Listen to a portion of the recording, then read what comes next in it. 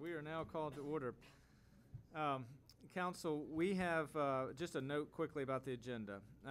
We recognize that the main thing on tonight's agenda is the final markup for the FY14 budget. There are three necessary items that we wanted to add to the agenda. And the first is a briefing on the reserve at the Tenor Hill. And then secondly, the Easter Seals Industrial Revenue Bond. We anticipate no more than 15 minutes each, so we should start the budget by 8. And then at the end of the meeting, the city attorney has requested a closed session on the boundary adjustment associated with the water sale. So we will dive right in. Tonight, the goal of tonight's briefing on the reserve at Tenor Hill is to provide council with a very concise summary of some of the key points that came out of the Board and Commission review.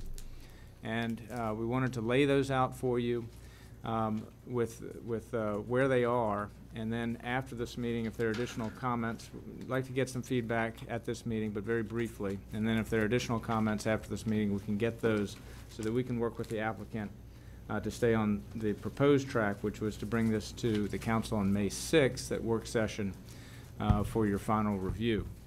A couple of key things that I would just note on the application. One thing on the fiscal impact for the reserve at Tenor Hill, there's a memo in your packet which was produced by the city's Economic Development Office, authored by Rick Goff. And in it, he does address a broader range of projected fiscal impact based on additional information we've gotten from the schools on enrollment data this year. And so we now have a range of enrollment projections from the project, which has then a range of service costs associated with that. The bottom line is that we're projecting a range of about a $961,000 net annual fiscal impact from the reserve to $690 of net annual fiscal impact. And the memo discusses the methodologies, the two methodologies that are used for projecting the enrollment for the project. I'm sorry, where are we on this? In your packet, there's a memo which is the last page in the document. Just a one-page memo. Oh, this one. Okay. Got it. The other thing I would note before turning it over to Elizabeth that we do have a revised set of proposed proffers from the developer. A couple of key points in those proffers.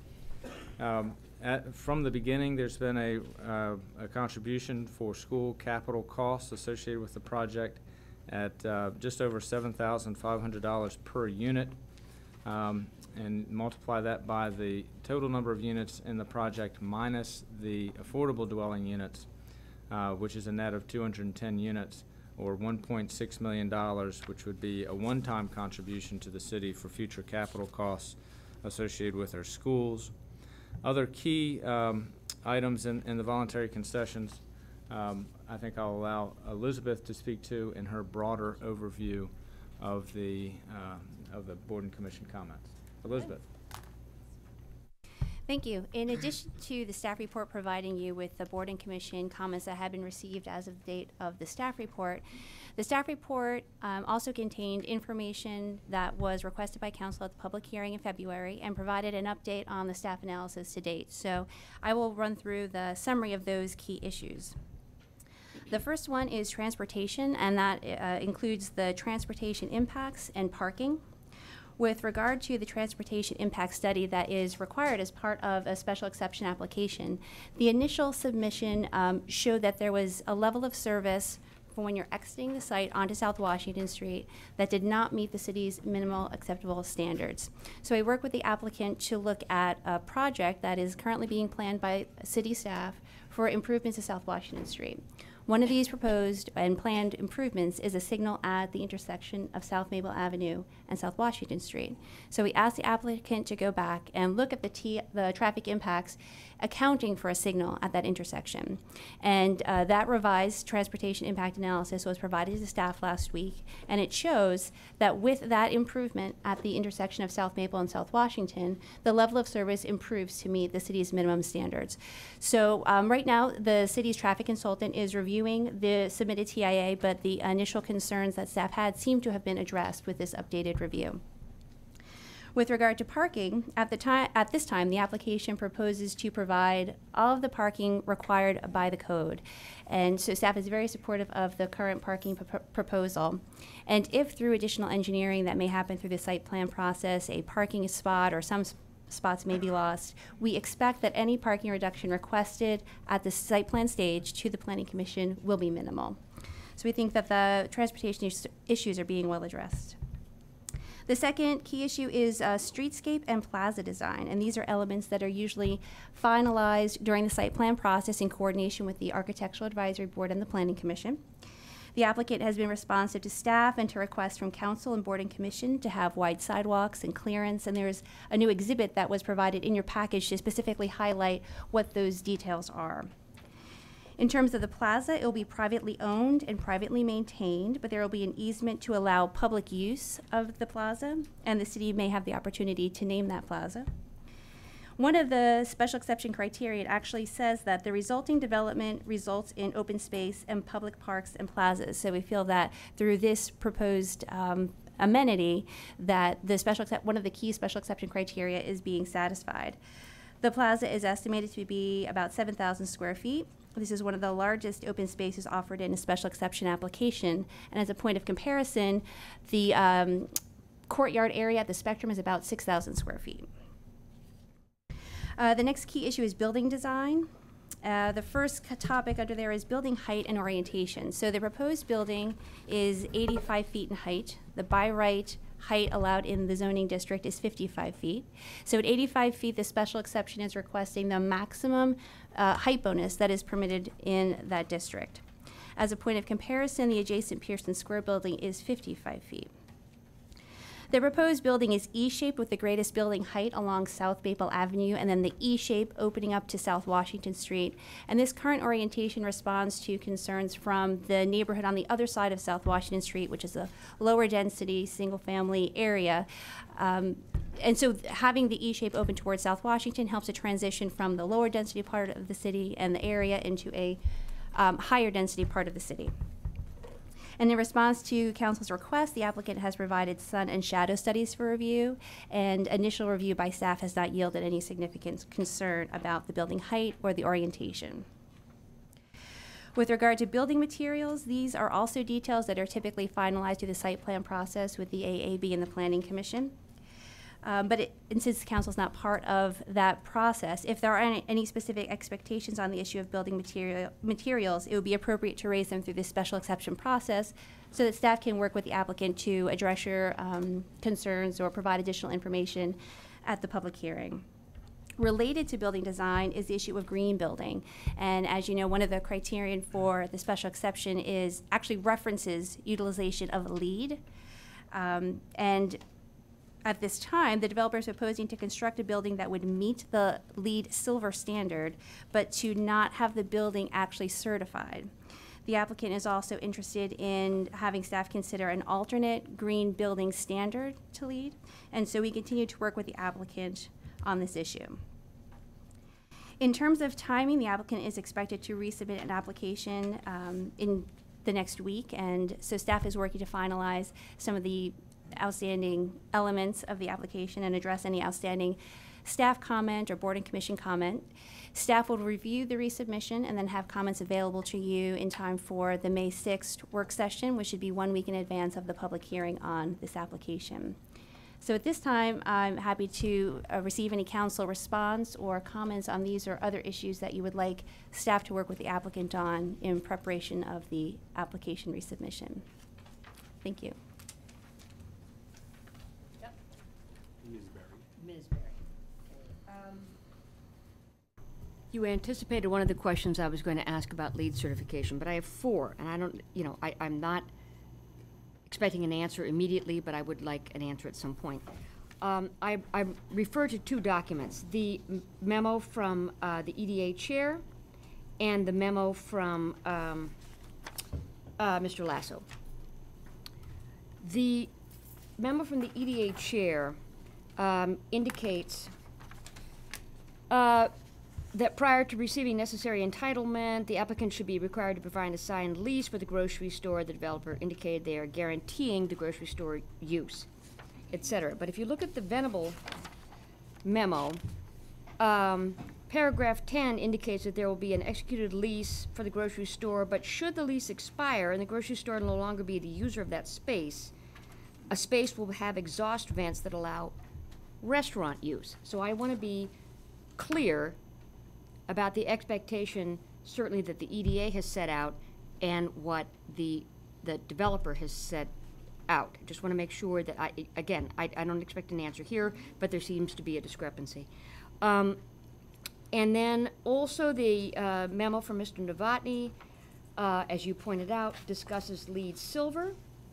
And however, the memo, as you point out, from Mr. Lasso says, we have removed the outdated references to costly certification and will be used instead assurances that the building will be designed and constructed to current LEED Silver or comparable standards. Now, this is not in keeping with the memo that came from ESC, which was under the impression that we were talking about LEED Silver the entire time.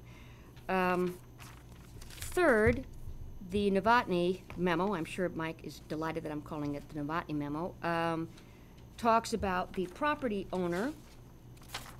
The city should obtain public use easements. The board supports the concept of ongoing property owner responsibility for maintenance and upkeep of the proposed park and streetscape surrounding the reserve when the tree commission speaks very forcefully on that issue, and that there seems to be a strong disconnect between what the tree commission has proposed about a private owner maintaining public space. 3, and then 4, and this was an interesting point, the Human Services Advisory Council noted that, or suggested that they supported requiring a portion of the ADUs, which are significant in this project, to be accessible for individuals with disabilities, which is something I certainly support. And I'm curious, has that ever been a fixture of the ADU requirement, that the ADUs are handicapped accessible? I think that's a very important point, and I'm very, I'm supportive of that, but this is the first time that I've seen that, and I don't know how the city responds. So those are 4 points I'd certainly like some clarification on. Welcome. Hey, how many fingers am I holding up? Yeah. Thank you. My apologies for being late, and I'm sorry if I'm a bit slow or seem a little bit out of it. I'm operating on very little sleep. All been there, all been there. Sorry. All right. So other comments? Mr. Duncan? We're not that cold and heartless a bunch. I mean, welcome, Mr. Mayor, and hearty congratulations. Moving along. Boy, it's a tough crowd here. Just a couple of things. Thank you for the shadow studies, which I'm studying here to see, what they look like at various times of year and times of day.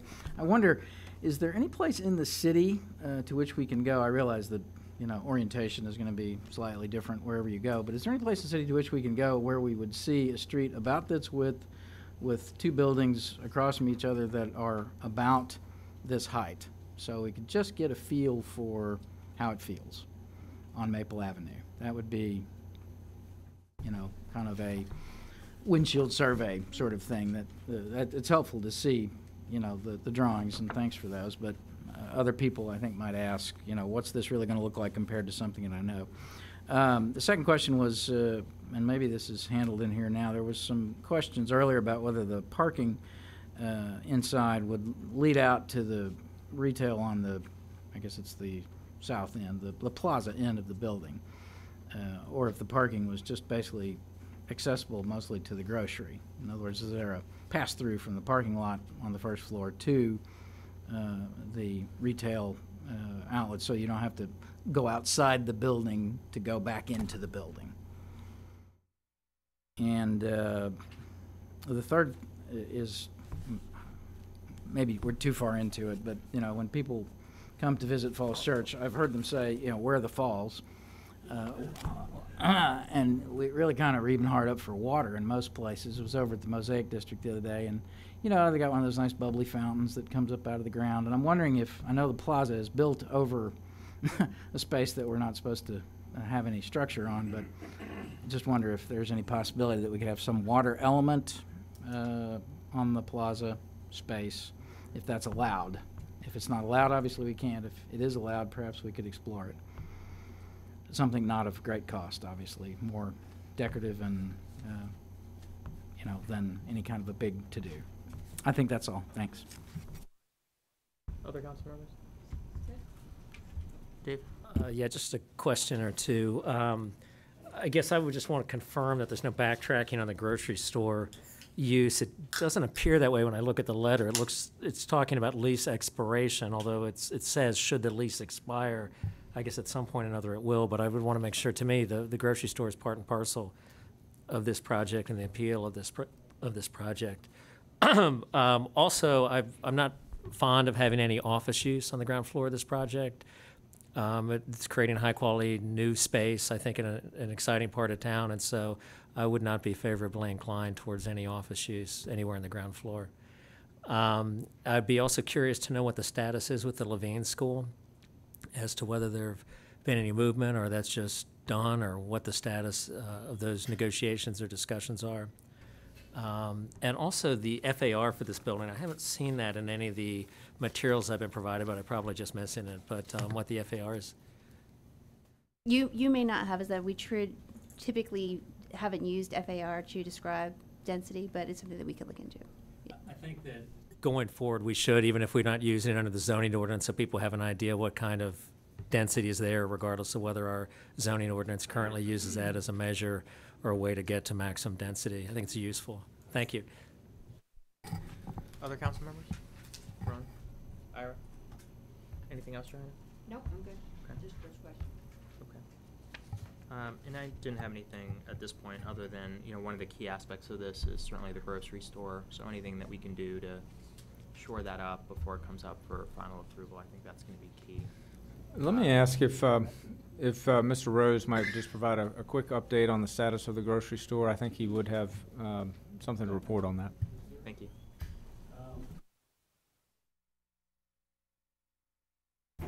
There you go.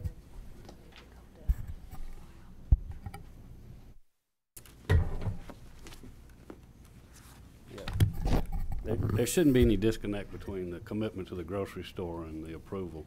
And we've been working with the grocery store. We're about to finish final designs with regard to the store and the fixtures within the store. And there are two parts of signing the lease. There's negotiating the lease, and then there's also negotiating the work letter, which pretty much outlines what we're going to do and what they're going to do, and the tenant improvements. And I think we're really close on the work letter. I'm going to be in Greensboro next Wednesday, and hopefully we're finalizing the lease. And I would expect we probably have the lease before our May the 13th time frame. So. Great, that's great news. And then were there any other issues on traffic? I was taking a look at the staff report. Are those issues still being worked? The findings of the revised TIA actually improved the level of service that staff was concerned about. And so while we do have, as part of our process, a review of the revision by our the city's traffic consultant, has been improvements there, and so staff is optimistic about the results of that study.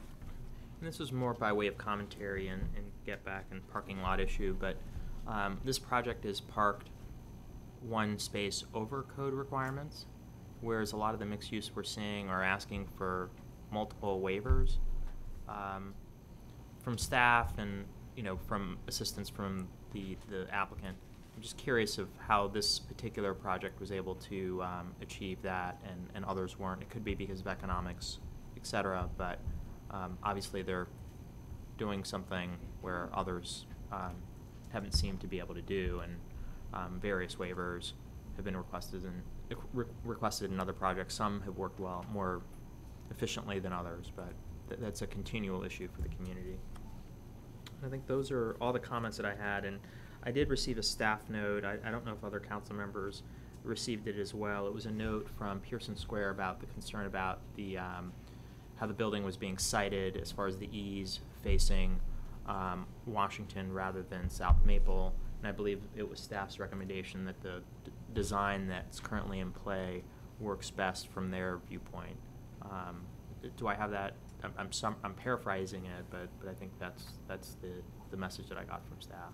The way that the shape of the building, the E shape faces Washington Street, it also faces the other side of Washington Street where there is lower density development and some single family residential neighborhoods where those residents have also expressed concern about density. So the current orientation responds to the transition that is requested by people in that part of the area.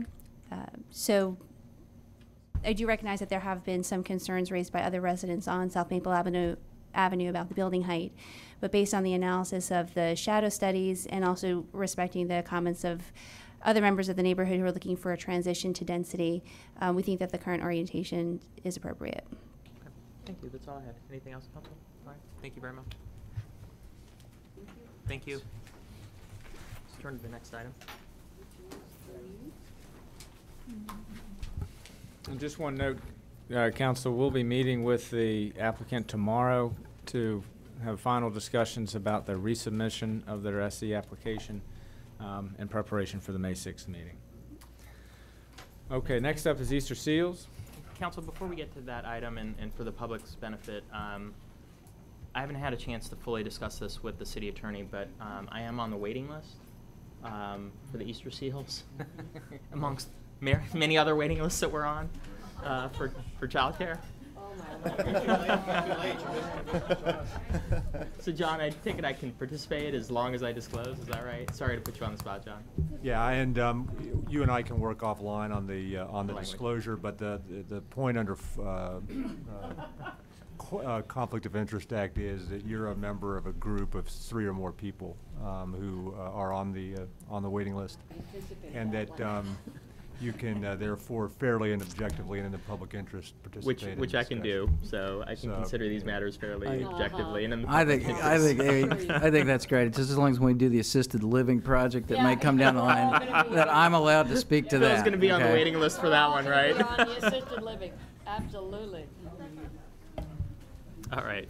Mr. Shields. So what's before council is a resolution that would approve the issuance of an industrial revenue bond through the EDA for a new facility that would be operated by Easter Seals for a new child development center located at 300 Hunton Avenue. Rick Goff will provide a brief staff report on the IRB itself. We have administered these in the past, and we'll talk a little bit about the IRB. But just real briefly, the Easter Seals proposal is going through the land use process right now. The Planning Commission was briefed on it last night. The Architectural Advisory Board has taken a look at the architectural renderings for the Child Development Center. But it is an administrative site plan approval process, and so it is going through that process right now. And I think we're working through issues. There's one issue relating to parking, where 15 parking spaces will be on site, and we need to find approximately about 15 additional parking spaces and potentially use the Graves parking lot as overflow parking for the center.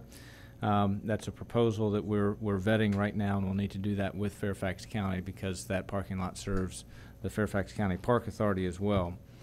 The center that is being proposed here, currently Easter Seals provides daycare for 76 children, and that will double to about 144 children. So we have a higher level of service that's being proposed at this site.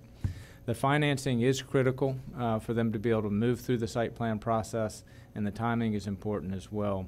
And so we are asking for the council's consideration of this next Monday. And in discussing this with the Budget and Finance Committee, one request for the council would be is to refer this to the Budget and Finance Committee on Thursday for a deeper review of the application, and then get their comments for the full council for Monday the 22nd. And if there are any things that come out of that that require us to have additional attention, we'll inform council immediately. With that broad overview, let me turn it over to Mr. Goff. Thanks. Good evening. I'm accompanied tonight by Mike Graff, who's an attorney with McGuire Woods, and he's the bond counsel for Easter Seals. He's also provided the city in the past with legal counsel on debt finance, municipal bond debt finance. He's available to answer any questions, technical or otherwise, about the proposed Easter Seals revenue bond. As Wyatt said, the purpose of this bond, which would be an issuance of up to $5 million, is to purchase property at 300 Hunton Avenue, which includes an existing building, to renovate and expand that building, to buy furniture, fixtures, and other items related to the Child Development Center. Easter Seals, as Wyatt mentioned, is on a tight schedule to purchase that property and to do the renovations so that by fall they can have a transition from their facility on Cherry Street to Hunton Avenue without an interruption of services. It should be noted that Easter Seals serves children from 6 weeks to 6 years in age and accepts special needs children. These are features that make the CDC unique in the city and in the Falls Church area. On April 2nd, the EDA board held a public hearing and adopted an inducement resolution that recommends City Council adoption of a resolution approving the bond issue. That resolution is attached to the staff report and would be brought to Council for consideration next Monday, April 22nd. As the staff report indicates, this proposed revenue bond will not constitute a general obligation of the EDA, nor will it pledge the faith, credit, or taxing power of the city or the Commonwealth of Virginia. In the event of a default on the bond, foreclosure and sale of the new facility may result as recourse for the bond holder. The purchaser of the industrial revenue bond has been identified as Capital One Bank, and that's basically the essence of the request from Easter Seals. Thanks, Rick. Question? Ira? Thank you. I think it's truly unfortunate that we didn't have a meeting with the Budget and Finance Committee beforehand. I think I understand your explanation that, in the press of time, it wasn't set up, but now we're stuck with a very tight time frame. There are questions I have regarding the pricing of this in terms of what the city gets out and what's exposed to, which haven't been addressed. And I think there was another indication I'd like to discuss in more detail, that we just can't declare that we have no obligation to pay for the bond, and we're not a guarantor of the bond. That in fact there are other examples where cities have been held responsible because the city was involved in the EDA as part of the city. So I would like more information that describes why the staff is so sure that we would have no exposure for repayment of this operation. And if it's not 100% clear why, then it has to be priced to reflect the risks that we have. None of that analysis has been done, and I would like to get this straightened out straight away. And again, it's truly unfortunate that we didn't meet before, because I feel a little bit pressured to come to a decision without having adequate time really to evaluate. It's still $5 million, and for this city, that's a large amount. Thank you.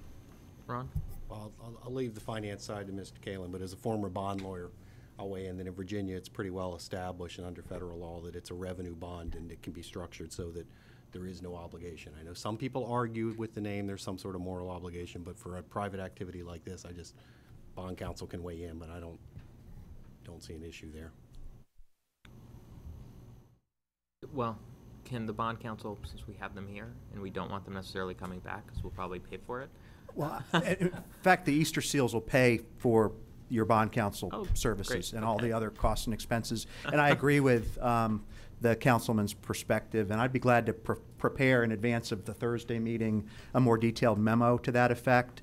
But the short answer is that, you know, in probably 40 years of these sorts of industrial revenue bonds being done in Virginia, the governing body of the jurisdiction, I don't believe, has ever been held liable for repayment of these conduit revenue bonds. It's established in the statute fundamentally, and then all the bond documents have indemnification and exculpation language as well. So it's pretty typical in our experience, but I'd be glad to be prepared to talk about it further on Thursday and prepare some written materials in advance of that meeting if that would be helpful. Thank you. And the EDA stands to basically receive $5,000 a year, given how the industrial revenue bonds work. Is that right? Yes, as long as the bond is in effect, the EDA stands to receive 1/10% of the outstanding principal left on the bond. So it begins at $5,000 on a $5 million issuance. And then it goes down from there. Correct. And is that rate is that standardized in industrial revenue bonds, or is that something that's negotiated out? It's been a city policy we have found since at least 1983. It does vary within jurisdiction, but we're competitive in Northern Virginia. What we've found is that Arlington County, for example, charges 1/8 of 1%, but on for nonprofits such as Easter Seals, they cap the administrative fee at $5,000 a year. Fairfax County charges no administrative fee, and I'm not sure what Alexandria does, but we've made an inquiry to find out what their policy is. Thank you, Rick. Anything else from council members? Mr. Cameron? Again, this, not the topic to develop here, but there's a possible abatement of taxes for $14,000. And I'd like to see how long it's going to take before the EDA revenues equal the total value of the abatement done in present value terms. You don't have to answer that. Okay, we certainly can, and that is noted in the staff report. I have viewed those as two separate policy issues, and the abatement program would be one where the Easter Seals would take advantage of an existing policy just through, and it would just be administered. It's not a legislative act. But the council has adopted a policy where if someone invests in a commercial property, and the city will, under certain circumstances, abate the value of that improvement for a period of years. And that's a program that's in existence now, and Easter Seals has indicated they want to avail themselves of that program. Mr. Cameron? That explanation notwithstanding, I'd still like to see the analysis done. Thank you. Just a further clarification on that, Mr. Shields. Is the tax abatement based on, under our policy, on the portion of the improvements or on the entire assessed? On the improvement. It's on the improvements only. If the land value escalates, it does not apply to that. It does not apply to any inflationary increase in the... So basically, if the annual real estate property tax is $65,000, that's what we're anticipating, the abatement would be some amount less than that. Correct. Currently, the property is assessed at around $800,000, which brings in about $11,000 in property taxes. So that's locked in. What I think they're estimating in the application is the taxes on $5 million, but we don't know how they distributed that between land and buildings. So there would be some delta between whatever they're paying now versus whatever it is after the improvements are done. Right, for 5 years. Got it. Thank you. Anything else? Mr. Duncan? I attended the EDA meeting where this presentation was made, and some of the same questions that are being kicked around tonight were brought up there, and so I'm pleased that Budget and Finance will be taking a look at this. I'm sure they can be worked out, but they are important questions, and thank you for doing that.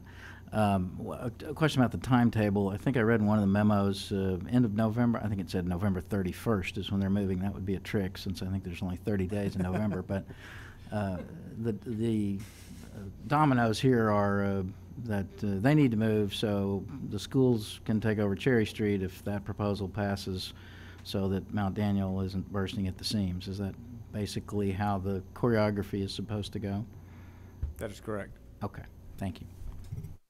Right. Anything else? Okay, thank you very much. So we'll get this back after the Budget and Finance Committee meet. Yeah. And a more detailed report from Bond Council. Okay, we're on to the budget and markup. So Mr. Shields, if you want to just lay out the scenarios and we can go from there. What we've passed out and have available to the public are 4 scenarios that have been discussed by the City Council as we've gone through the budget process, and we've tried to assign numbers to those and present them in the simplest way possible. So let me just walk through them if I could. The first scenario is the one that was contained in the memo that I provided on Thursday night. And under that, the tax rate stays at $1.33, but the cable television and the use charge are added back into the community services budget for a total of $344,000, and that is paid for through a deduct in the FY14 budget, $200,000 for fund balance restoration and $144,000 cut from capital reserves to balance that out. And then there's the use of FY13 projected surplus to jumpstart the stormwater utility and delay the first bill to June 2014. And then use the surplus to make up for the reductions in fund balance restoration and capital reserves. In scenario 2, and this was the one that was described verbally by Vice Mayor Snyder on Thursday, in which then we put these numbers to it, and I discussed that with him, and he suggests that this is broadly along the lines that he proposed on Thursday night. At a tax rate of $1.31, we would have a revenue loss of $664,000 for FY14. In addition, we have the add-ons described above, plus a police officer and the sustainability coordinator, and there would be a / administrative position as well, for a total shortfall then of $1,168,700. And those would be paid for through deductions in the FY14 budget for the fund balance restoration, the capital reserves, and then we have $600,000 worth of PAYGO activities, pay-as-you-go capital in the budget, and those would be cut out of the tax rate to the tune of $468,700 to balance that out. And then we would use the FY13 surplus to make up for those items, the fund balance restoration, capital reserves, and to fund the PAYGO, and again fund stormwater, and then the remainder would go to fund balance and capital reserves. So the effect of scenario 2 is effectively the schools are held harmless for the cable television and the use charge for facilities, but those funds are put into the community services budget. Another effect of scenario 2 that needs to be noted, however, is that we do right now currently have capacity within the tax rate to handle pay-as-you-go capital, which was a real effort that we went through in order to build that capacity in that tax code, as opposed to funding pay-as-you-go strictly by year-end surpluses from year to year.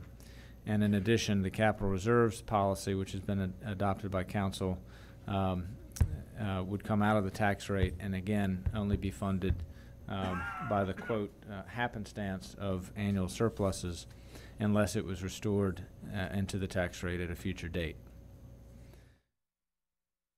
Scenario 3 is on the next page, and that is a proposed tax rate of $1.27. Under this scenario, we would have a revenue reduction of $1,992,000. And if you keep in the cable television and the facilities use charge, we have a total shortfall then of $2,336,700. Then if you zero out all the items for fund balance, capital reserves, pay-go out of the FY14 budget, then on top of that, we still need to find $1,036,000 in cuts. And I think one important thing to note in this construct for this scenario, we're essentially capping the use of FY13 surplus for FY14 budget for these three items. If you use that surplus for operating costs, that goes against policy and essentially creates a problem for the FY15 budget, but then with less money in reserves to accomplish our capital program. And then scenario 4. Mr. Shields, I'm yes. sorry. On scenario 3, so how are you still closing the almost the 1 million and change gap? You have to make additional, we have to find additional cuts. So that, I just want to underscore those that would be, point. yeah. So that doesn't balance out. No. That is correct. So then we would need to get, we need to identify under this scenario, as I've laid it out here, $1 million of operating budget cuts. Okay. That still funds stormwater at 900,000, is that right? It does, and again, that the rationale here is that the use of FY13 money in the FY14 budget is capped at these one-time capital type of expenditures of $1.3 million. And then lastly, scenario 4, among the scenarios that have been fleshed out here, this is a scenario where the school operating transfer grows 10%. As proposed, the school operating transfer would grow 14.3%. So if it were capped at 10% growth, that would be a reduction in the school operating budget of $1,259,980. If we added in the cable television and the rent charge, assuming we do that, then after we've made that reduction in the school transfer, we would need to find an additional $412,720 of cuts. So that's an attempt to assign numbers to 4 broad scenarios as a way to proceed to assist the council in its discussions of the preferred strategy, and then we will take council direction from there. Thank you, Mr. Shields. And I apologize to the council for not being here Thursday to join those festivities. What's your excuse? All right, so why don't we go ahead and get started? We just go around the table and open it up for thoughts. Start with Mr. Duncan. Mr. Duncan. On scenario 4, does not include the use of surplus FY13 as is listed in the other scenarios, but can you just go through that again? I mean, all the others assume that there's some pay-go put in and fund balance use and so forth, but that's not on scenario 4. Am I not reading that right? So among the ways that you could accomplish the additional cuts of $412,720 would be the fund balance restoration and the capital reserves. Those would be available. Okay, I just as they I just are. didn't go through those steps to Right, identify where just those a cuts would be. repeat of what's above in all the other scenarios. correct. Okay, just visually, it looks like, oh my God, there's no way to make up those additional cuts, but it's just as listed in the others. Okay, understood. I think that's all for now. Ira? I think you have a statement I'd like to read. After 3 budget presentations that I've attended, there are certain patterns that can be discerned. These are, 1, the larger the budget request as a percentage of overall budget, the greater the claim of disaster if the budget isn't met in full. 2, capital expenditures always bear the brunt of budget reductions no matter what the future consequences. Stormwater management in particular has been the capital expense item cut in order to reconcile budgets. No matter how low the growth rate in the city budget and how closely the city adheres to council budget guidelines, there are always some members of the council, sometimes a majority, who wish to cut the city side further in order to reach an acceptable tax rate. On the other hand, it is my understanding that the council has never significantly reduced a transfer request of the school division. 4, that retirees and fixed income individuals have virtually no say in the determination of tax rates. As was commonly mentioned by one of the speakers at the town hall, the seniors of Falls Church are not vociferous and tend to express their dissatisfaction by leaving rather than organized actions. While lip service is paid to the fiscal impact of empty nesters leaving and being replaced by households with children, the supporters of the school division have clearly shown that when it comes to tax rate increases, the interests of seniors are always of actually a much lower priority. 5, any suggestion of a reduction in the growth of the requested school division transfer amount is considered to be a cut in the transfer amount. Not just the growth, but a cut in the transfer amount, and presented by supporters of the school board as an attack on our children. While a politically savvy move, it makes an informed conversation regarding achieving a balance among all segments of Falls Church community almost impossible. I have no doubt of the sincerity of the school board members who believe failure to receive full funding would be devastating. However, believing in something doesn't make it so. It should be recognized that even though the option provided by the city manager that has the highest suggested tax rate increase, capital expenditures are still below desired necessary levels. That having been said, in today's uncertain financial environment, a 6-cent tax rate increase is not feasible. Option 4 will yield a balanced budget both in accounting terms as well as community benefits. It would also reduce the tax rate increase to $1.29 or 2 cents. The proposal of a school transfer growth rate, as is assumed in option 4, the 10% growth rate was originally proposed by Mr. Cheney of the school board. Though I do not personally know Mr. Cheney, I've been told that he has a wide experience in Falls Church civic affairs, including previously serving in the school board chair, and is highly regarded for his intellect and hard work. To give credit where it is due, the suggestion to include option 4 was provided by Phil. It is difficult to believe that Mr. Cheney would recommend a growth rate that would damage the performance and objectives of the school division, let alone devastate the school division. Fear-mongering or essential needs. My niece works in New York City in advertising. According to her, the most powerful tool in marketing today is known as FOMO, F-O-M-O, or fear of missing out. It is seen in all aspects of national advertising, whether it be fashion, financial investments, technology, etc. It relies on emotion trumping reason, and it almost always works. Witness current stock market advances. One of the formidable arguments that the school board has in its arsenal is fear of falling behind. The argument goes, if the school division does not receive full funding, our students will fall behind other students in surrounding jurisdictions. We don't buy the latest technology, iPads to be specific, they will fall behind. The school board has harnessed the desire of every parent to have their child succeed and channel that desire into monetary measures. The difficult question becomes how much of the transfer request is straightforward educational best practice and how much is based on the above-mentioned fear. I cannot imagine that there will ever be an answer to that question.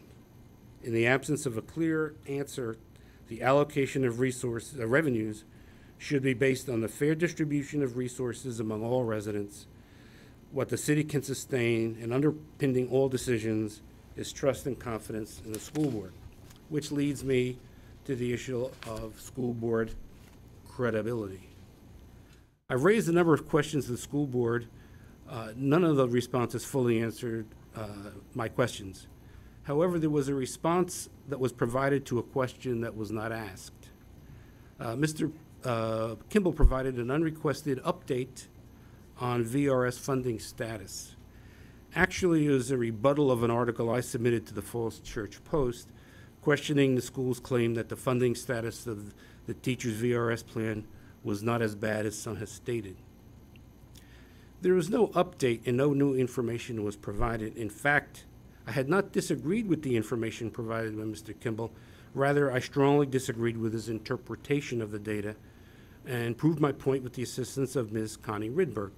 Ms. Rydberg is the chairperson of the city's retirement board and a professional pension actuary. I'm asking Mr. Jones or Mr. Kimball, who are here, to cite one new data point in their update. The update is, in fact, a one-sided repetition of points already made by, quote, cherry-picking data points to support the school board's position. This begs the question, what other information provided to the council and to the public is also been cherry-picked? Appearance of conflict of interest. Of much greater importance is the appearance of a conflict of interest created when Ms. Kearney and Ms. Jones, with the support of Mr. Duncan, hired a consultant for $7,200 of taxpayer money to evaluate the feasibility of tearing down City Hall and replacing it with Mount Daniel.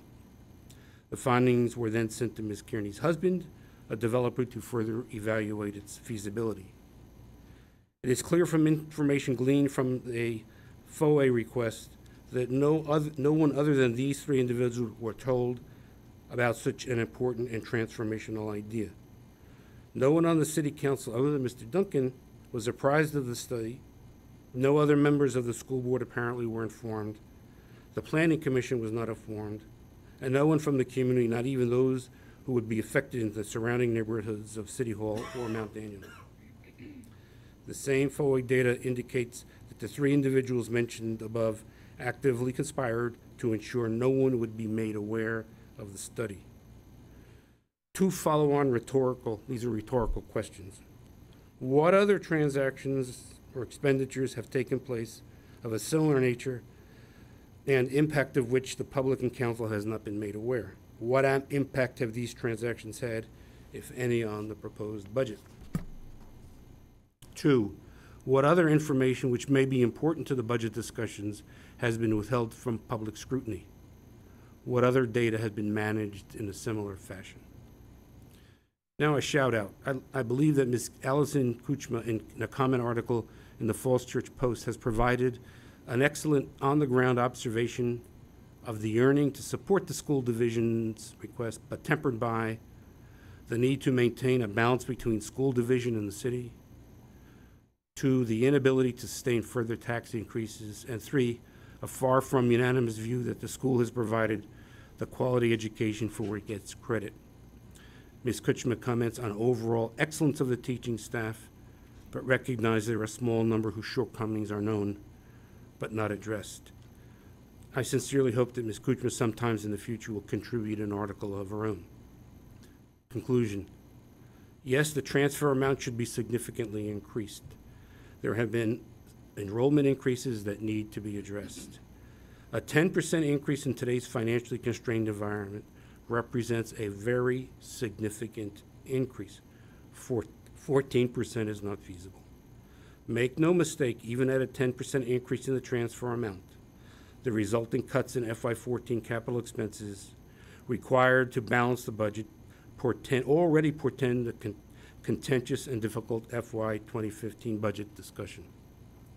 I challenge any other council member to demonstrate that Mr. Cheney's lower cost proposal is not sufficient. I have made clear why I'm not prepared to accept at face value that life on earth will end as we know it if the 14% is not granted. If others are confident that the school board's request must be granted, then I ask them to justify their confidence. In other words, if a lower cost growth rate can provide adequate resources for FY 2014, why would we ask the taxpayers to pay more? Thank you. Ms. Berry? Woo. It's a hard act to follow, but I also wrote some things down. So it will not surprise anybody who follows the logic behind my voting patterns over the last 3 years that I endorsed the 129 rate. I believe that this vote sets the stage for 3 very important issues that the city has to wrestle with. One is the rising trajectory of the school budget. I'm not here to dispute the numbers or the decisions that our colleagues have made, but I do believe that the trajectory is such that over the next several years, council will be asked annually to consider a high single-digit or double-digit increases. Enrollment numbers are a reality. As I've said before, the city cannot build commercial density quickly enough, or in fact realistically, to match the rise in expenditures incurred by this important and well-regarded school system. Nor can we visit upon the electorate a significant tax increase this year simply to be matched by a similar number next year. The schools will have to give ground, and they will have to manage this important issue along a continuum. They will have to scale back expectations and consider a longer horizon on which to realize their vision. The second is parity. Since I have been on council, the city is invariably asked to give ground, as are the capital funds, as is the fund balance. We continue to be asked to whittle down these important budgets, and we do so at our financial peril and to the detriment of our efficiency and our effectiveness. The city gives, and the schools need to give as well. So which brings me to my third point about sustainability. We cannot continue to expect rising expenditures to be matched primarily by the tax rate. Our businesses pay significantly to provide us with important services and attract commerce to the city. Our goods and services are taxed to provide important funding to Richmond, which regrettably we see nothing of. Despite these excellent efforts, we will create within a few years an intolerable situation for many residents, and we will see the diversity that we value so much in this city disappear.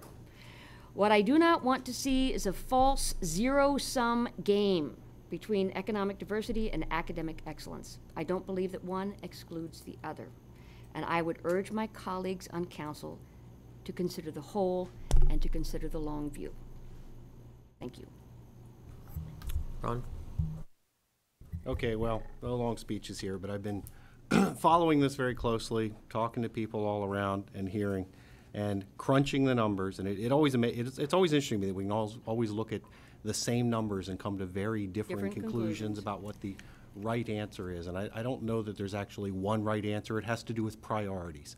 It comes down to how we prioritize things. And at the end of the day, when I added up, I actually thought that the city manager did a great job putting together scenario number 1, given the constraints that we started with and how we went down this path.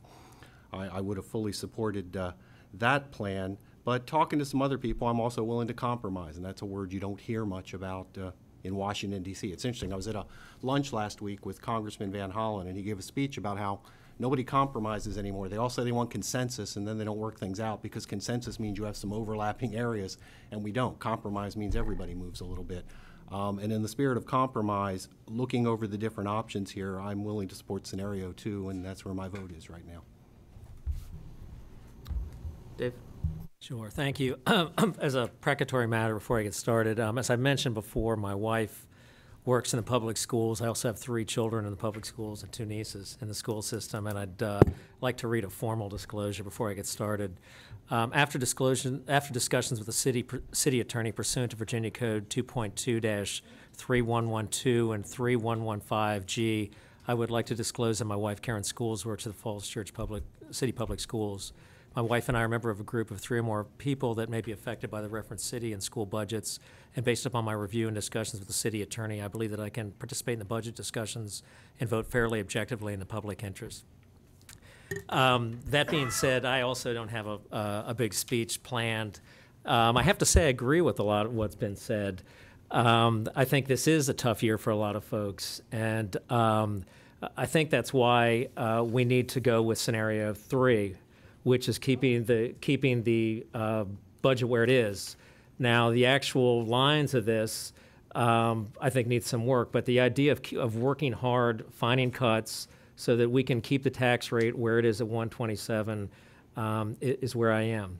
So anyway, that's what I have to say. Thank you. Thank you. So, my thoughts on this, I share Ron's sentiment that scenario one is sort of what I indicated that I was likely to land at in the very beginning of this process. So after looking at the numbers and hearing the discussions and participating in those, I think that's probably our best option at this point.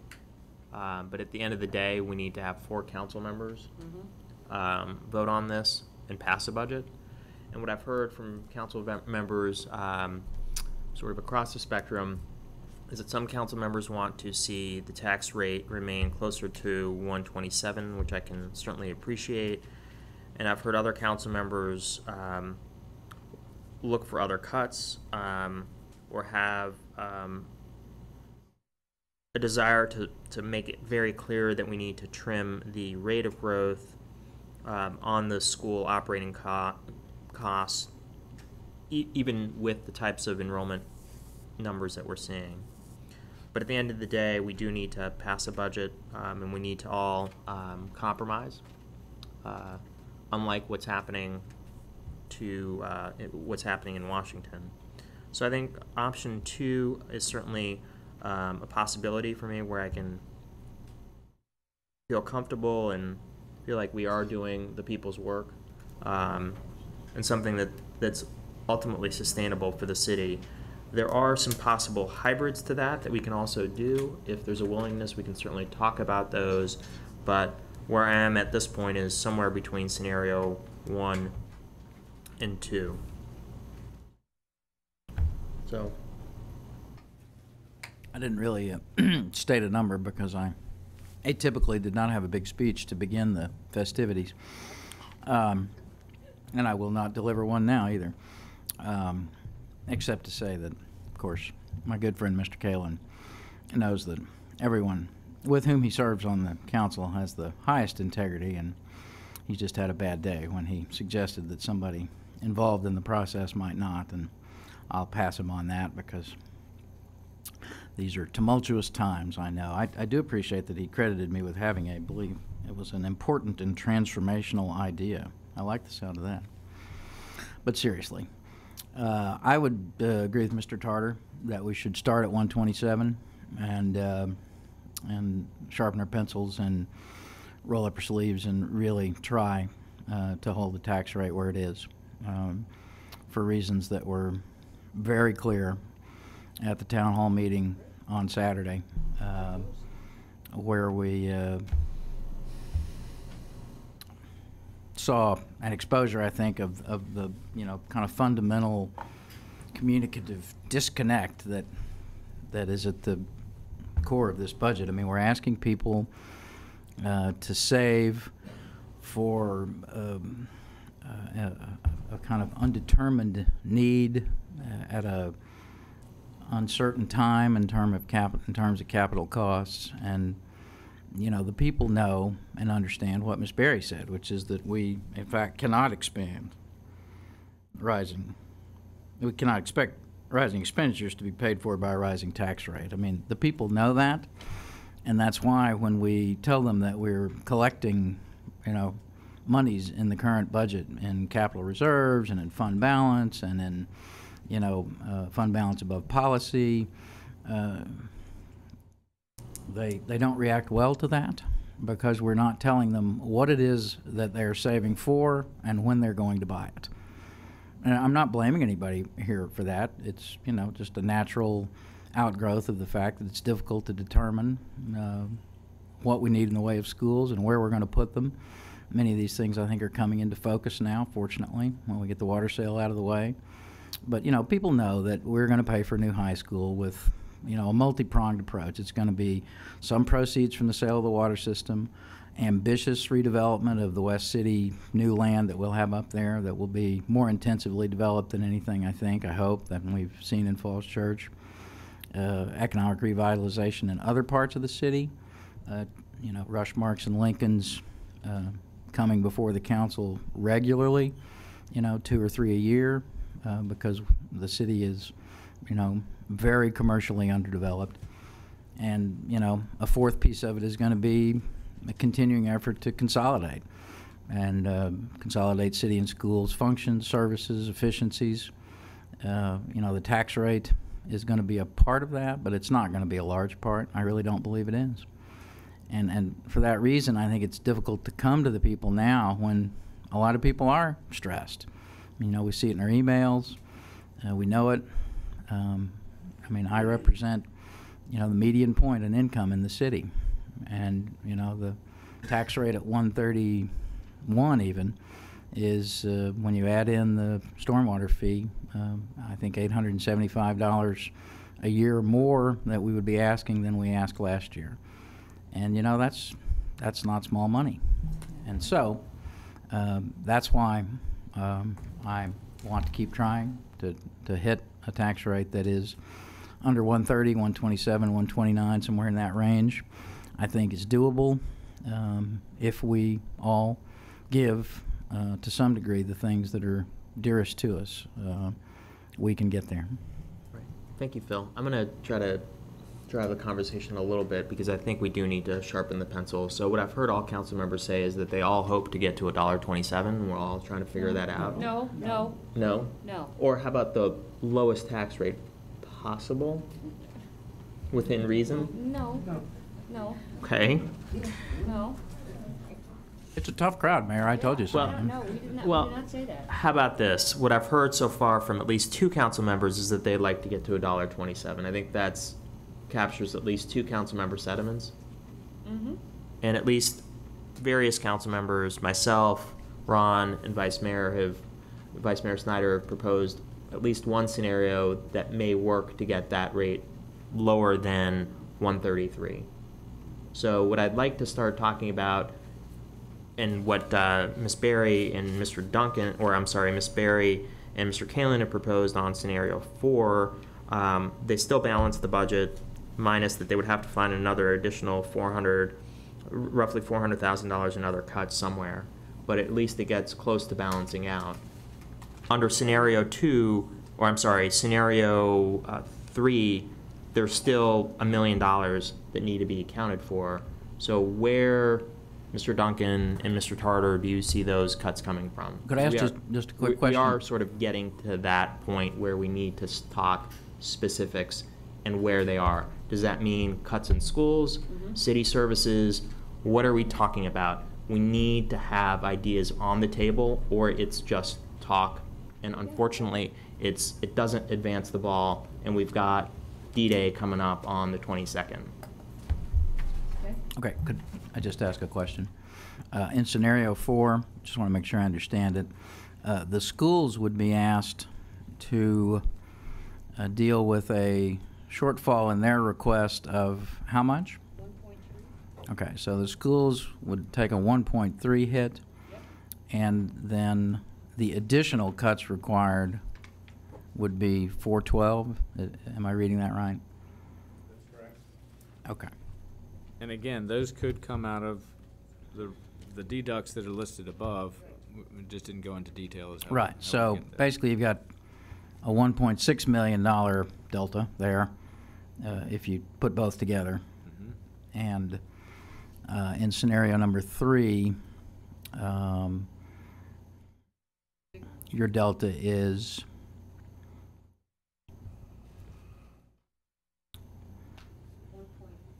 give me a number. That's a question, not a.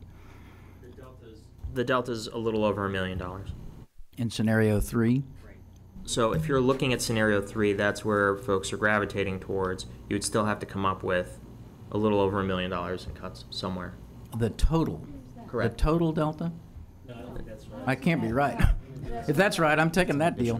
No, that doesn't include, that includes, I guess, 1.3 in school reduction, right? So that's what you're asking about, is the school reductions plus Yeah, what's the additional equivalent number in scenario 3 of school reductions? Scenario 3 is 1.3 reduction, as opposed to scenario 4, which is 1.259 reduction in school. No, because those are, no. 'cause- Mr. Shields, if we can just clarify that, I don't believe scenario 3 includes any reduction to the schools, is that right? Yeah, scenario 3 just identifies a shortfall of $2.3 million, $2,336,000. That's the shortfall. Now, I took the additional step of saying, okay, you could close 1.3 million of that by zeroing out all of the capital investment in the budget.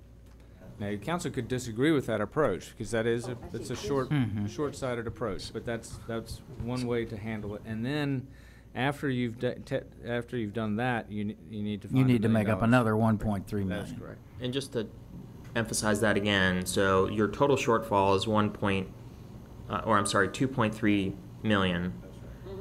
If you go along the deducts, which is basically stripping the capital reserves, PAYGO, and fund balance restoration, that still leaves you with needing to find another million and change. So, you know, I've heard some council members say we need to focus in on capital. I've certainly said that, and I know others have. Under the deducts that are being proposed, those are stripped out, but you still have a gap. Okay, my next question, the surplus factors into these numbers where and to the tune of how much? The FY13 surplus projected? So the surplus would, in scenario 3, then be used to backfill those deducts for the capital. And so what happens there is they still get funded, but they're funded with one-time money, and they're taken out of our, essentially out of our tax rate. And so the cost there is that we built that capacity in the tax rate deliberately. It's based on City Council's policy, and it's based on the fact that we have a very large capital improvements program. And the purpose of those policies is to try to make that capital program, A, feasible, but B, also to mitigate the tax burden associated with that capital program. 2015, that's right. And we have another discussion on how we make it up. That's right. So the 2015 tax rate will be under even more pressure. That is correct. That's if you roll over one-time money for operating, Yeah. which is one of the which is Well, it's even for capital because there's no capital. Right, whether you do it or not, you'll still have the same problem in 15 that you haven't funded any reserves. And, I'm sorry, the amount of surplus that would be backfilled in is estimated now at what, at the end of FY13? Under the $1.27 scenario, the amount of surplus is forecast for FY13 at 2.6 million. Oh, the amount of surplus presumably would be the same amount for any scenario, right? So No, it changes per scenario because It changes because of the tax rate. the FY13 surplus changes? Yes. The And, years are out of whack. and the current year. Understand that. So 2.6 million is the surplus that's expected under scenario 3. correct. Okay, I think that's all the questions I have right this minute. yeah. And if you know, let me pose this question as well. There's a notion of essentially funding one-time items with ongoing capital, which is a huge policy issue. So I want to get a sense of council of where they're at with that issue, because I think that may help shape the debate a little bit. I'm happy to go first on that, and that's one of my bright lines, is I am not in favor of using one-time money for continual operating, because that will put us in a hole that we will continually need to climb out of. Right. You know, it's one thing to try to do it with capital and move the money around to try to fill capital holes later on in your budget, but it's a whole other matter to take one-time money to try to use it for operating and try to climb out of that hole. That's a whole big difference between the two. Right. So I'll put it out there, that's a non-starter, not willing to negotiate it on that point. Right. So I want to see where other council members are. Mr. Canlon. Right. I support your view on that very much. And I just want to clarify that it wasn't the 129 that was driving the scenario 4 for me. That really wasn't the driver. And I'm, just to be clear, I stand by everything I said before. It was not a bad day, or no bad day particular for me. And then as a result, I like to know why the 14% is sacrosanct, and why it couldn't be, as Mr. Cheney has suggested, 10%. Right. And then what the tax rate could be to make sure that the holes are filled in. I'm certainly willing to discuss to the capital, whatever we need. Thanks. To me, it's not sacrosanct. I think that everything should be on the table. Everybody's got to share the pain. We're in a tough financial situation, and I think we need to consider all our options. Great. Yeah, I don't, is everybody taking their Mr. turn? Duncan? Is it coming back around to me? Yeah. Yeah, I'm really endeavoring to try to get through the whole exercise without ever saying that something is non-negotiable, just because, you know, I've not heard any needs that seem completely ridiculously illegitimate. And so, in my mind, taxpayers have needs, capital markets have needs, we all have needs, lots of needs. And so, in my mind, everything is negotiable. The phrase that, you know, we have built capacity deliberately, I understand that. I understand that past councils did so, and, you know, we see the result. I'm not even saying it's a terrible result. You know, you socked away some money in capital funds. Unfortunately, it's been socked away at a time when growing school enrollment has put real pressures on. And, you know, we can no longer hide from that. And it's come also at a time when many people's incomes are under stress because of sequesters and furloughs and things that, you know, we didn't think were going to be. You know, last summer when I supported Mr. Tarter's effort, it was really not so much about giving money to anybody, taxpayers, city, schools. What it was meant to do was to send a signal of, you know, shared participation. In that instance, it was shared participation in a surplus.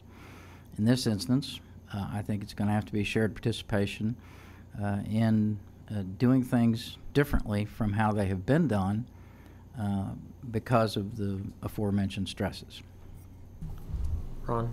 Okay, we're mixing up apples and oranges here, and we need to clarify this, and maybe the city manager and the finance director can help with this.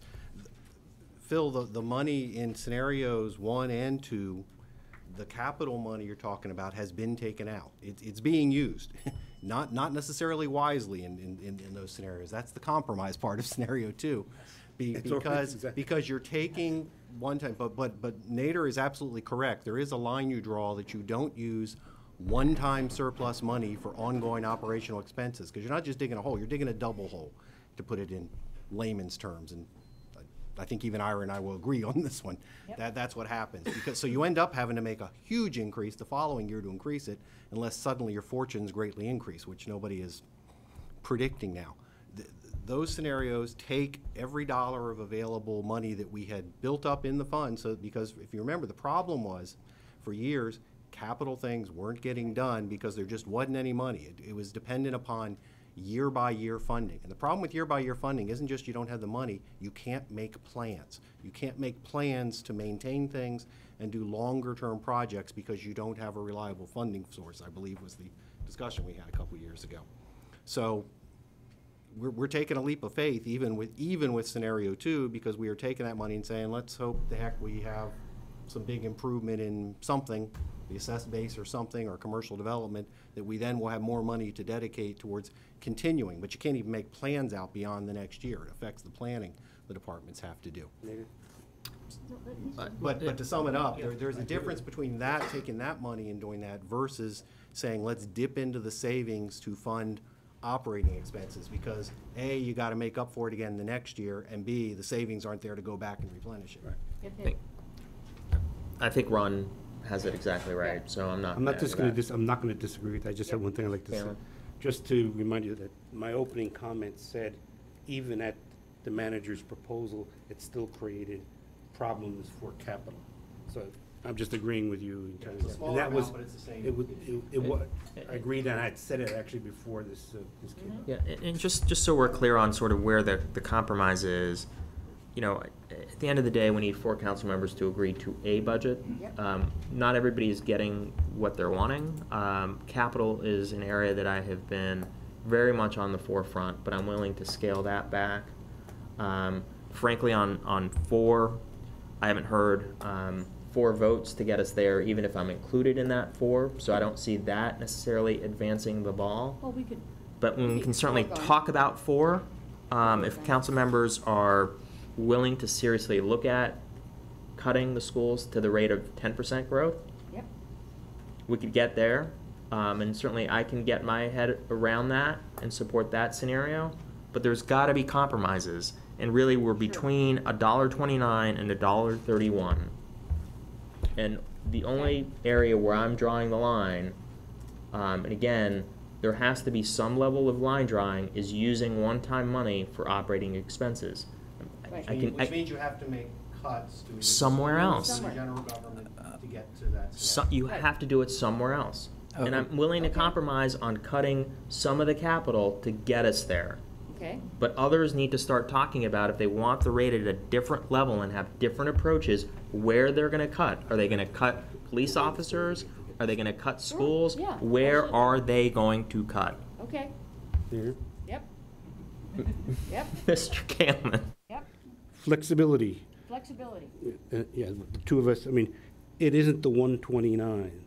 We're prepared to go higher and protect the capital, but there's got to be some reduction of the school budget. Or not the school budget, I retract that 100% in the growth of the school budget. That's what we're asking the way to do it. Isn't the 129. I agree with you on the other stuff completely. I have one hybrid that may help get us there, but I do want to hear a little bit more of the debate about where people are at about some of the bigger policy issues before I talk further. I think we're there on the. Are we there on the policy We're there on the issues? policy issues.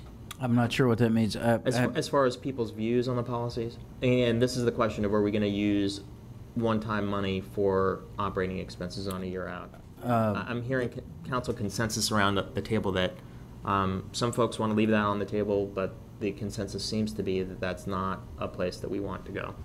If I could just ask a question that may be relevant to that. We talked about this a little bit the other night as the Stormwater Fund, which we are funding out of surplus as proposed to the tune of $900,000 for operating expenses.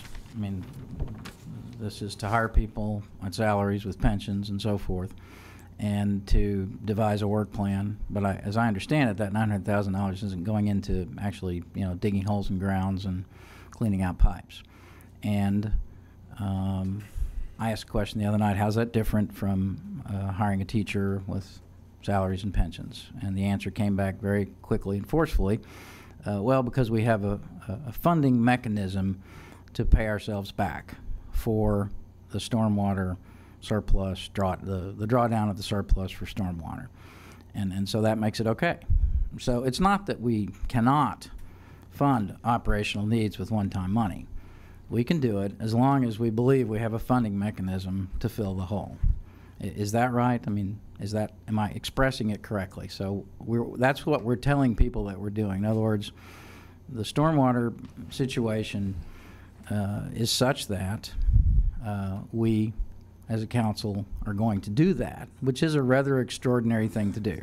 No, it's not. It's not the same thing? No, the reason why it's not is because the stormwater, because it's a separate fund, has a revenue source coming in. So what you're dealing with is the timing of when you receive the revenue within the fiscal year. You can't take that money and say, I'll put it elsewhere in the budget by not doing it, because you don't have the revenue source. Right. You Okay, have to well, put it on the tax rate. The schools, for example, don't have a way to say, we've got $900,000 coming in the second half of the fiscal year, so we can delay it to make that happen. You understand the difference? It's on the Yeah, revenue side. I think you and I are saying about the same thing.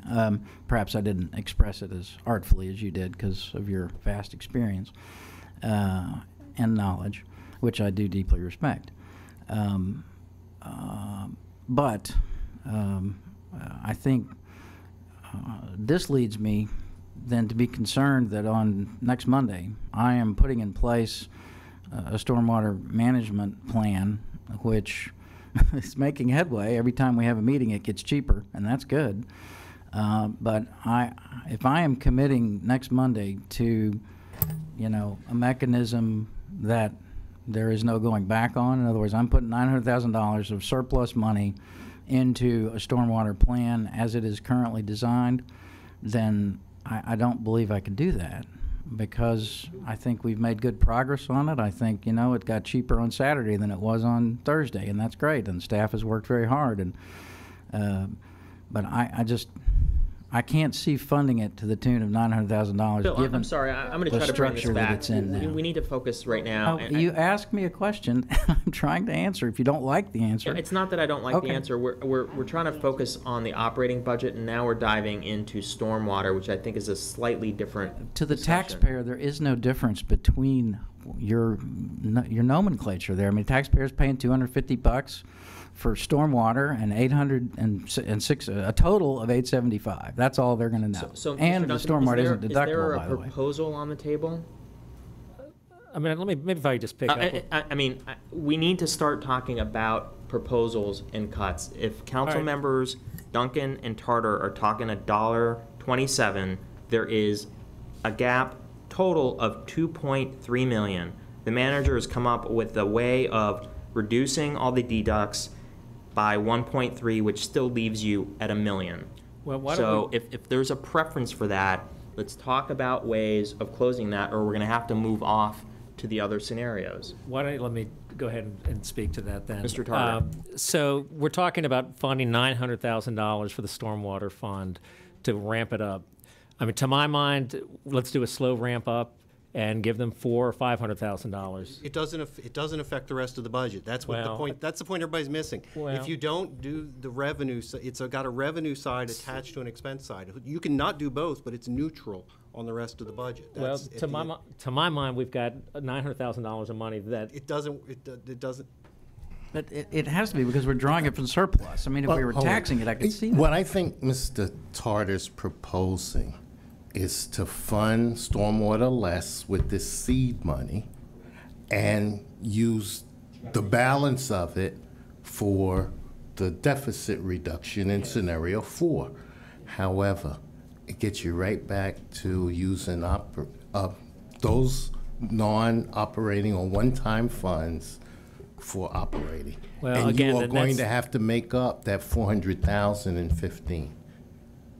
Well, to my mind, if we have a surplus, it's fair game to either give a rebate, to reduce taxes, to spend on essential city services, and that's what I think we're doing. That's what I think, taking $400,000 or $500,000 off the stormwater startup fund and putting it towards other important things in this budget. That's what I think we're doing. But a rebate, understand it works differently. A rebate's a one-time thing. You could say, I'll give it as a rebate, and that's fine. That doesn't affect your future budgets. It's the issue of if you try and roll it in and mix it up with your general operating funds, it doesn't work. Well, I mean, the essence of basically buying down your tax rate is essentially a rebate. If we went from 129 to 128 for taking $400,000, let's say $500,000 off of the stormwater fund. Then you're borrowing. You're borrowing Well- in the future.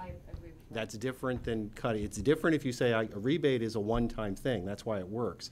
If you use it for anything that's operating or try and throw it in the pot for that, you've essentially mortgaged the next year's budget unless you're willing to make a $500,000 cut, use that amount, for next year's budget on top of whatever increases you have to make. Right. Well, Question, call it a rebate for this year. would we still collect in June the fee of $900,000? Well, that's the point, Phil, with what you said about you're concerned about putting this in now if we don't go ahead. If you don't go ahead with the stormwater fund, then you don't hire those people in the first place. You have to hire go- enough people to spend $400,000 or $500,000. Well, you wouldn't even do that. You wouldn't spend, at that point, they'd be crazy to hire people and put them on the payroll. You could do a few cleanup capital projects that were Right, included that's what there, we have to do. but not any of the operating stuff. That's the point. That's why it's sort of a standalone. It's one of the reasons you made it a standalone is because you have dedicated revenues dedicated to a specific source. Right. You But could chop that off, but it isn't going to affect the issue about you still got to make $1 million cut in the school budget if you want to balance it out the way you guys have proposed so But far. That's kind of what it comes down to. forgive me if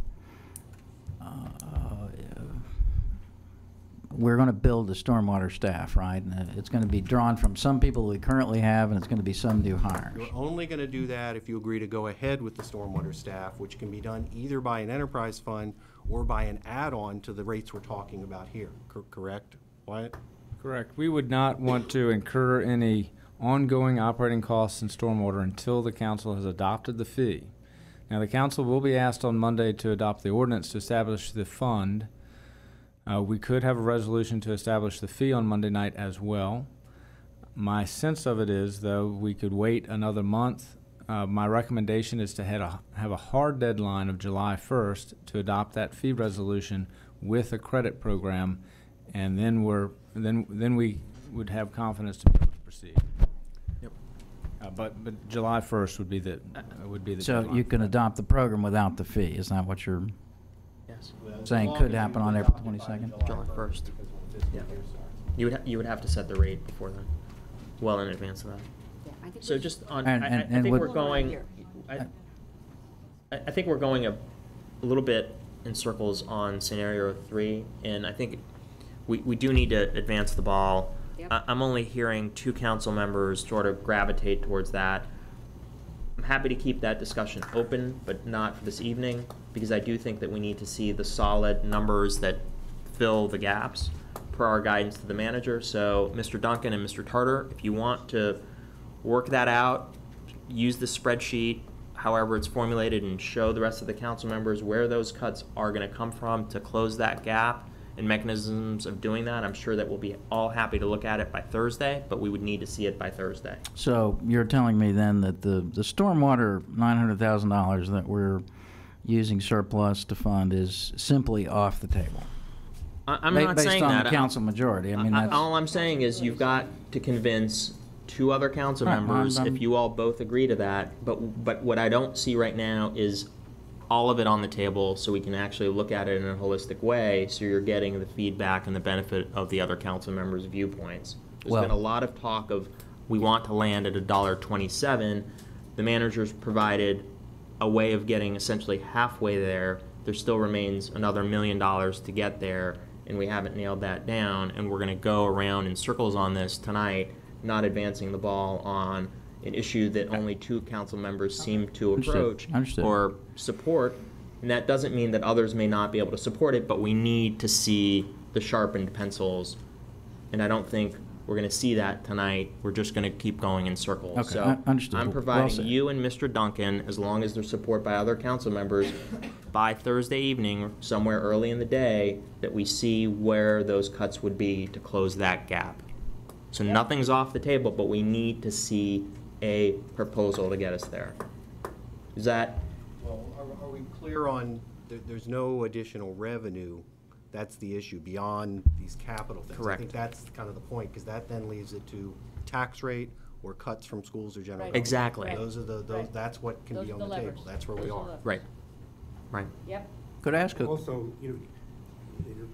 Bill Hicks should be involved in terms of, you can't just reduce projects and reduce it as we see fit to meet today's, I mean, there may be a critical minimum of money and staffing that is required in order to make it function at all, and I think Bill has to be involved.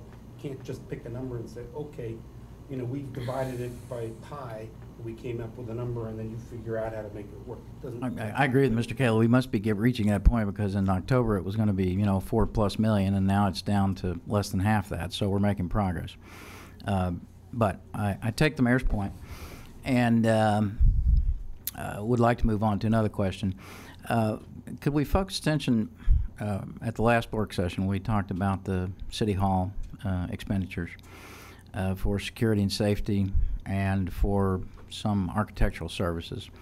At the time, I had some questions, but and I asked a couple, but I would like to bring that back up now and get a better understanding of exactly what it is that we contemplate that we're going to do with $1 million for safety and security, and what the $300,000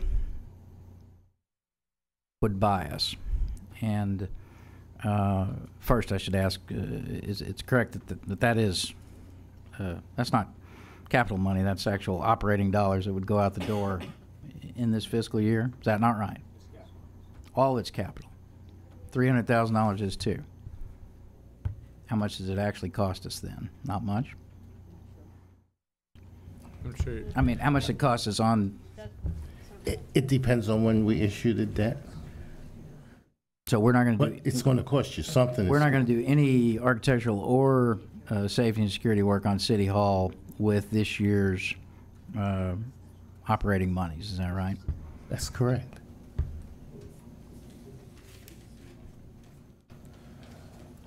Okay. If you're talking about the resolution we passed to advance money to reimburse ourselves, that is not out of the operating budget. Okay, if you're saying that the capital projects that we are planning are coming out of the operating budget, it's incorrect. Right. Okay.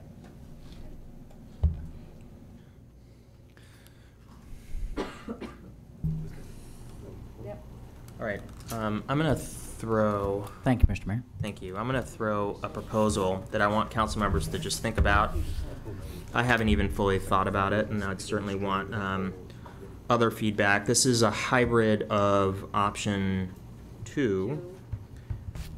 And I'm just going to look at my notes here. So one way of possibly advancing the ball here is possible deduction on the sustainability coordinator and admin role, and trying to figure out a way of either finding $80,000 in the budget to fund it from somewhere else if there's room, or cutting that position, because that is a plus up. And looking at a reduction in the schools of 344.7, and still funding the FCC TV, and that just takes off the table the use charge. Here's the trick, you can't make them spend That's absolutely true. Well, the proposal is to have the cable television and the use charge be in the community services budget. So the council actually can designate that be in the community services budget. Correct. We could still fund it. Essentially just be cutting. You'd essentially be cutting the schools 300. You'd cut them a penny. So instead of paying for those plus ups in the budget through fund balance restoration or capital reserves, they would come out of the school operating. Is that correct? What's being proposed? Correct. I'm not necessarily proposing it. I'm saying this is one option that council members should think about, if it means getting us to compromise and 4 votes at the end of the day. So I'm happy to take reactions to that approach. I don't want to lock anybody in. I want people to think about it, and I also want to give Mr. Duncan and Mr. Tartar an opportunity to provide their ideas on Thursday.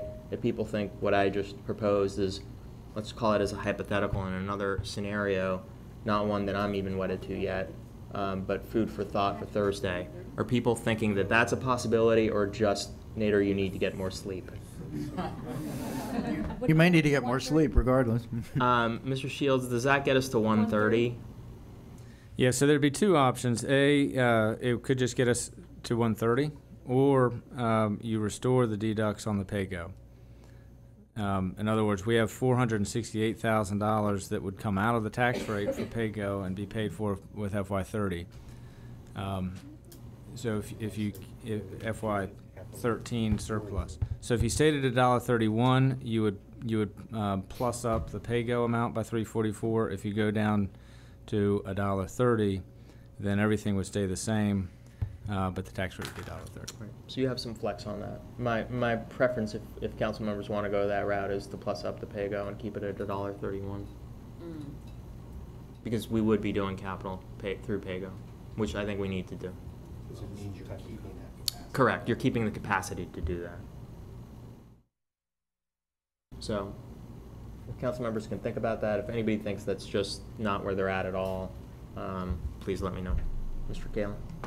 That is the type of compromise I maybe would be willing to consider. Thank you. Okay. Others? Anybody not want to even consider that? Mr. Duncan? Do we have a timetable for telling folks when we're going to have a capital plan? I mean, Yes, it's the CIP. yeah, but That's No, up for vote on Monday night. there's been some discussion of, when we're going to do certain things, and we're not going to do them until after the referendum vote and so forth. I think it would be important, if we're asking folks to devote money to capital, that we be very clear and that we be very prompt as we can, about moving on our capital plans as soon as we can.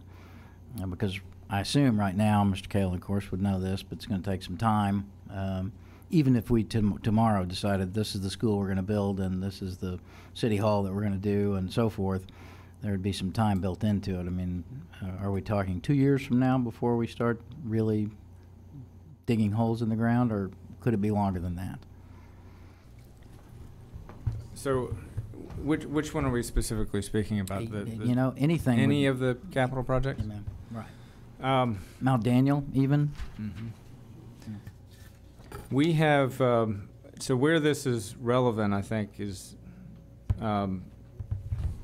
in terms of when we issue the debt. Is that what your question is? And so when does the debt service come on board? So if, in building the budget, we usually, whenever a project is in a given year, we assume that the debt will be issued in the second half of the year. So we don't budget a full year of debt service. We budget a half year of debt service for that project that comes online in that year. So that does assume that we move expeditiously and we get the projects out to bid so that the bonds are issued and we expend those funds. Okay, so when we pass a CIP and it has a date and an expenditure, it's reasonable to tell people that in the second half of that fiscal year is when we're going to try to issue the debt and get going. And I would say for some of the projects, that's true for the debt service, but the projects will start in the beginning of the year and be sequenced. So for example, I know that the schools are very interested in moving right away on Cherry Street. That's why the November timeline that we talked about earlier is out there. And the same would be for the Mount Daniel, the 1 million planning. And based on the discussion we had last week, the same would be true for the architectural design piece on the expansion of City Hall, so we can bring back to you on the Gantt chart our proposed public input. However, in the meantime, we are working on the currently approved CIP projects, for example, like the sprinklers, the elevators, and the roof. And of course, capital, still a capital budget, but not general fund. You would be proceeding with your sewer and your sanitary, or your sewer and your stormwater capital projects, if approved. Okay, thanks.